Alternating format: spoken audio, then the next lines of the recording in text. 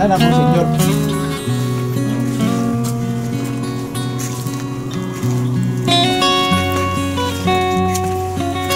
Ayun lang.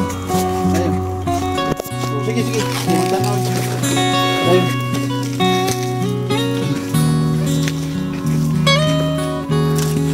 So, mao ni ato ang Gaspron, no? Mao ni atong senior. So, iyang trabaho ani, gasproning, mao na iyang ginabuhat karon. So, asay mong ibilin ani?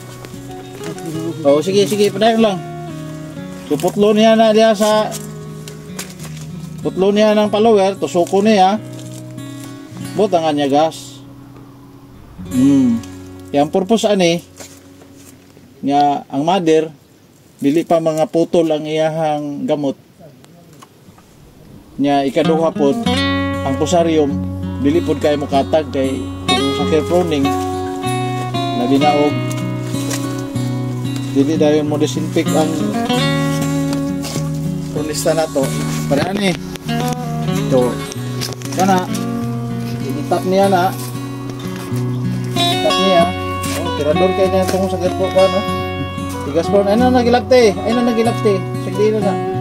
Dito sukod. So, dapat po, ang pagputol, naka-slide po siya. Kaya para ang gas, dili, kung naisobra, dili mo sulod dire. Mugawas na dire sa gawas. Pagkapatay din yung gas. Patay kayo na. Di ginakaturok. Gamay lang. Pero yung mga dagko nga saging, kung mabutangan, patay niya po. Patay. Ito sakit, patay na. Sa una man good, naanda na to. Mother plant gani, labi na og tissue. First 5 corona, tanggal gyud na. Dito na ka magpili sa second 5 corona niya sa follower.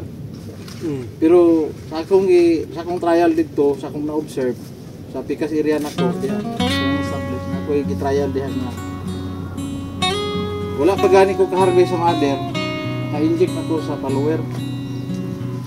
Kunya, mayon man na sila nga, pangit man gud ang kuan, follower sa tissue, sa mother, katong labi nag-ipuan, imong ipuli, dili. Ako nang ikuha kita. Yung sa kadako ni sa magsiro ka atong first 5 corona, dala na siya si Dinasi Pars.